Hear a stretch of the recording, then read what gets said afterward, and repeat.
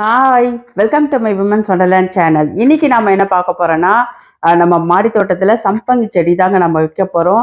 Already நான் போன வருஷம் வச்சுருந்தேன், நிறைய பூக்கள் கொடுத்துருந்தது. தொட்டியில் வச்சுருந்தேன், ரெண்டு கிழங்கு தான் வச்சேன், அதுலேயும் நிறைய பூக்கள் கொடுத்துருந்தது. இப்போ அந்த தொட்டியிலேருந்து நம்ம எடுத்து அந்த கிழங்குகளை தனித்தனியாக பிரித்து தனித்தனியாக ஒரு தொட்டியில் வைக்க போகிறோங்க. அப்போ இன்னும் நிறைய பூக்கள் பறிக்கலாம். வாங்க வீடியோக்குள்ளே போகலாம். பாருங்கள், முதல்ல சம்பங்கி தொட்டியிலேருந்து இந்த மாதிரி தான் மொத்தமாக இருந்ததுங்க.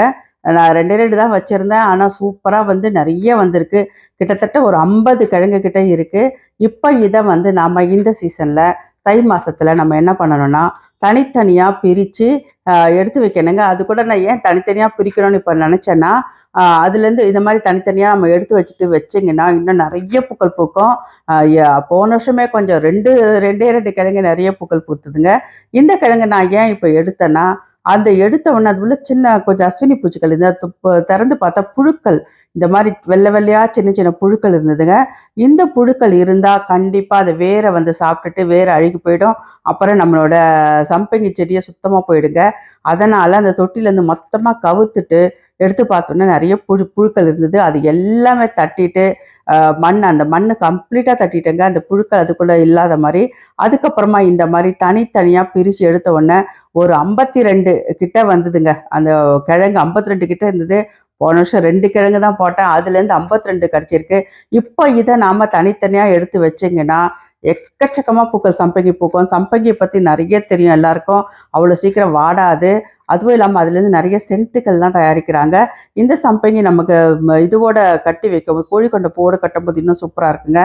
50 தொட்டி ரெடி பண்ண முடியாதுன்னு சொல்லிட்டு தான் நான் என்ன பண்ணேன், ஒரு பெட்டு மாதிரி ஒரு பட் பெட் அது தயார் பண்ணேங்க. தயார் பண்ணிவிட்டு அதுலேயே நாம் 50 செடியும் ஒரே இடத்துல அந்த கிழங்கை நான் நட்டு விட்டேன். இந்த மாதிரி பாருங்கள், சூப்பராக ஒரு ஒரு அரை ஒரு இன்ச்சு கேப் விட்டு அந்த கிழங்கு நட்டு விட்டேங்க. இந்த மாதிரி நட்டு விட்டிங்கன்னா பாருங்கள், ஒரு கிழங்கு வெளியில் இருக்குது, அதையே நல்லா போட்டு நம்ம ப்ரெஸ் பண்ணி விட்டுட்டிங்கன்னா சூப்பராக வளர்ந்து வரும். இந்த வாட்டி சம்பங்கி நம்மக்கிட்ட எக்கச்சக்கமாக காய்க்க போகுது. ஏன்னா இவ்வளோக்குள்ளே நம்ம நட்டு இருக்கோம். அடுத்தது நம்ம அப்டேட்ஸ் என்னென்னா, இங்கே பாருங்கள், தக்காளி செடி தான் நான் நட்டுருந்தேன். உங்களுக்கு தெரியும், ஏற்கனவே ஒரு வீடியோவில் காட்டியிருக்கேன். தக்காளி செடி நட்டது எப்படி வந்திருக்குன்றதை பார்க்கலாம் பாருங்கள். முதல்ல நம்ம தக்காளி செடி இந்த தொட்டியில் நட்டுருந்தோம் பாருங்கள். அதாவது எப்போவுமே நான் விதைகள் போடுறதில்ல, இந்த மாதிரி ஸ்லைஸ் பண்ணி தான் வச்சு நடுவேன். அதுவே சூப்பராக வருங்க. அதை உங்களுக்கு காட்டணுன்றதுக்காக தான் இந்த வாட்டி இதை நட்டதுக்கப்புறம் அது எப்படி வந்திருக்குன்றது பார்க்கலாம் வாங்க. இப்போ பாருங்கள், இது மாதிரி வச்சுட்டு ஸ்லைஸ் பண்ணி மண்ணை போட்டு லேசாக மூடி விட்டாலே போதும். மண் கலமும் பெருசாக எதுவும் கிடையாது. லேசாக மூடி விட்டாலே அது எப்படி வளர்ந்துருக்குன்றது இப்போ பார்க்கலாம் வாங்க. அந்த தொட்டியில் வச்ச ஸ்லைஸ்லாம் பாருங்கள், சூப்பராக பாருங்கள். இந்த தொட்டியில் தான் வச்சோம், அழகாக வளர்ந்து வந்திருக்கு. நல்ல செழுமையாக செழித்து வளர்ந்துருக்கு பாருங்கள். ஏன்னா மழைலாம் நல்லா பெய்யவே தக்காளி இலைகள்லாம் பாருங்கள் எவ்வளோ சூப்பராக அழகாக வளர்ந்துருக்கு. இதை நாம் என்ன பண்ணோம், இன்னும் ஒரு அரடி வந்த பிறகு தனித்தனியாக எடுத்து தொட்டில் நட்டு வைக்கணும். அதில் வச்சது இல்லாமல் நான் என்ன பண்ணேன், இன்னொரு தொட்டிலும் தக்காளி, ஏன்னா இந்த வாட்டி தக்காளி எல்லாமே இந்த மிக்ஸாம் புயல் எல்லாமே போயிடுச்சுங்க. அதனால் நிறைய தக்காளி செடி வரணுன்றதுக்காக நிறைய தக்காளி ஸ்லைஸ் பண்ணி இந்த மாதிரி வச்சு விட்டுருந்தேன். இந்த தொட்டிலையும் நம்ம தக்காளியை நாற்று விட்டுருந்தேன். சூப்பராக வந்திருக்கு. அது எப்படி வந்திருக்குன்னு பாருங்கள். இந்த வாட்டி நமக்கு தக்காளிக்கு பஞ்சமே கிடையாதுங்க. ஏன்னா எக்கச்சக்கமான செடிகள் நல்லா வளர்ந்து வந்திருக்கு. இந்த மாதிரி மண் சாதாரணமாக தான் மூடி விட்டுருந்தேன். பாருங்கள், இப்போ தக்காளி செடி எவ்வளோ சூப்பராக வளர்ந்து பாருங்கள், எவ்வளோகளை வளர்ந்துருக்கு பாருங்கள். கிட்டத்தட்ட ஒரு 20 செடிக்கிட்ட நம்மளுக்கு வளர்ந்துருக்கு. அதில் ஒரு 7-8 செடி இருக்குங்க. ஸோ நமக்கு கிட்டத்தட்ட 30 செடிக்கிட்ட வந்துடும். அடுத்தது நம்ம முள்ளங்கி போட்டோம். அது எப்படி அப்டேட்ஸ், நான் ஏற்கனவே முள்ளங்கி எப்படி போடுறத பற்றியும் ஒரு விரிவான வீடியோ கொடுத்துருக்கேன். மண் கலவையும் நம்ம எப்படி இருக்கணும், பொலன்னு இருக்கணும்னு சொல்லியிருக்கேன். இந்த மாதிரி ஊடு பயிராக தான் நான் மாமரத்தில் தான் ஊடு பயிராக அந்த முள்ளங்கியை போட்டேன். இது மாதிரி நான் மண்ணை நல்லா ரெடி பண்ணணும்னு ஏற்கனவே ஒரு வீடியோவில் க்ளீனாக சொல்லியிருக்கேன். இந்த மாதிரி ரெடி பண்ணிவிட்டு அதுக்கப்புறம் நம்ம என்ன பண்ணோன்னா, அதில் ஓட்டை போட்டு சின்ன ஓட்டை போட்டு ஒரு விதைகள் போட்டேன். ஒரு கிட்டத்தட்ட ஒரு 20 விதைகள் கிட்ட போட்டேங்க நான் அதில். அங்கே பாருங்கள், 15லேருந்து 20 இருக்கும். 20 ஒரு கேப் விட்டு போட்டிருந்தேன். அது எப்படி முளைச்சி வந்திருக்குன்றதை பார்க்கலாம். இது அப்டேட்ஸ் நமக்கு ரொம்ப ரொம்ப முக்கியங்க. நம்ம போட்ட விதைகள் எல்லாமே எப்படி முளைச்சிருக்குன்றதை காட்டணுன்றதுக்காக தான் இதை நம்ம போட்டுட்டோம். போட்ட பிறகு ஒரு 1 வீக் கழிச்சு, அதாவது 7லேருந்து 8 நாளுக்கு அப்புறம் பார்த்தா பாருங்கள், சூப்பராக முளைச்சி வந்திருக்கு எல்லாமே. கிட்டத்தட்ட ஒரு 12 13 முள்ளங்கி நல்லா வந்திருக்குங்க.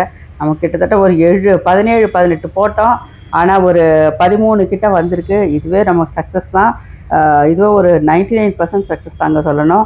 ரொம்ப நல்லா வந்திருக்கு பாருங்கள். ஊடு பயிராக போட்டது அடுத்தது என்னன்னா, இன்னைக்கு அப்டேட்ஸ் என்னன்னா, ஒரு மாம்பழம் நல்லா பழுத்துக்கிட்டே இருக்கு கொஞ்சம் கொஞ்சமா. இது ஆல் டைம் மேங்கோங்க. அதனால எப்பவுமே சீசன் கிடைக்கும். இது தை மாசம். இந்த தை மாசத்திலே பாருங்க காய் 2 இருந்தது. 1 கொஞ்சம் பழுத்து போன மாரி இருந்து அத பறிச்சாச்சு. அடுத்தது இங்க பாருங்க, இதுலயே நான் கொஞ்சம் முள்ளங்கி போட்டு, இதையும் நம்ம தனியா இப்ப முள்ளங்கி தொட்டி ரெடி பண்ணலன்னா, இந்த மாரி குட்டி தொட்டியில நம்ம முள்ளங்கி விதைகள போட்டுட்டு, அதையும் நம்ம தொட்டி ரெடி பண்ண பிறகு எடுத்து மாத்தி வைக்கலாங்க. அப்படியும் பண்ணலாம். அதுக்கப்புறம் நீல அபராஜிதா இது அடுக்குங்க. ரொம்ப ரொம்ப சூப்பரா இருக்கும் பார்க்கறதுக்கு. இந்த பூவ தான் விதைகள் கேட்டிருந்தாங்க நம்ம சப்ஸ்கிரைபர்லாம். அதனால நான் பூக்கள் இந்த வாட்டி பறிக்கவே இல்ல. அப்படியே விதைகளுக்காக விட்டுருக்கேன்.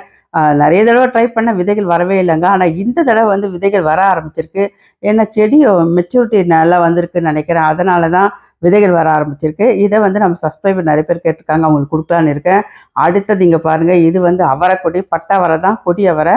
இந்த அவரை ஜோரா சூப்பரா வந்துட்டு இருந்தது. ஒரு மரத்து மேல ஏத்தி விட்டுருந்தேன்.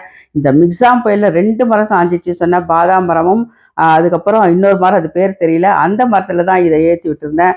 அப்படியே சாஞ்சு அப்படியே கொடியெல்லாம் அறுந்து போயிட்டு இருந்ததுங்க. நல்லா டீப்பா கட் பண்ணி விட்டுருந்தேன். மறுபடியும் நல்லா துளுத்து சூப்பரா வந்திருக்கு. இப்ப பூக்களும் பூக்க ஆரம்பிச்சிருச்சு. நம்ம ஒரு தக்காளியும் பறிச்சுட்டோம். அதுக்கப்புறம் இங்க பாருங்க, இது வந்து மினி ஆரஞ்ச். இது வந்து ரொம்ப நெறைய காய்க்குங்க. ரொம்ப சூப்பர் டேஸ்ட்டா இருக்கும். ஒரு ஆளுக்கு ஒரு பழம் போட்டு நம்ம மிக்ஸியில லெமன் ஜூஸ் அடிக்கிற மாரி அடிச்சிட்டிங்கன்னா, லெமனோட ஃப்ளேவரும் நமக்கு அந்த புளிப்பு தன்மை இருக்கும். அட் த சேம் டைம் அந்த ஆரஞ்சோட ஃப்ளேவரும் நமக்கு நல்லா கிடைக்குங்க. இது வந்து ம் ஆ ம இது பிளாக்பெர்ரிங்க. இது முதல்ல கம்பளி பூச்சி நெறைய இருந்தது. கம்ப்ளீட்டா கட் பண்ணி விட்டுட்டேன். மொத்தமா வெட்டி எடுத்துட்டேன். ஆனா பயமா இருந்தது வருமோ வராதோன்னு சொல்லிட்டு. ஆனா சூப்பரா இப்ப துளுத்து நெறைய பூக்கள் வர ஆரம்பிச்சிருக்கு. மல்பெரியும் டேஸ்ட் ரொம்ப சூப்பரா இருக்குங்க. அது சாப்பிடறதுக்கு ரொம்ப நல்லாயிருக்கும். ஜூஸ் போட்டாலும் சூப்பர் புளிப்பும், இனிப்பும் தன்மை வாய்ந்ததா இருக்கும். இன்னைக்கு தை மாசம் அப்டேட்ஸ் இதுதாங்க. இந்த வீடியோ உங்களுக்கு பிடிச்சிருந்தா லைக் பண்ணுங்க, ஷேர் பண்ணுங்க, சப்ஸ்கிரைப் கூட பண்ணுங்க. மறக்காம பெல் ஐகான கிளிக் பண்ணுங்க.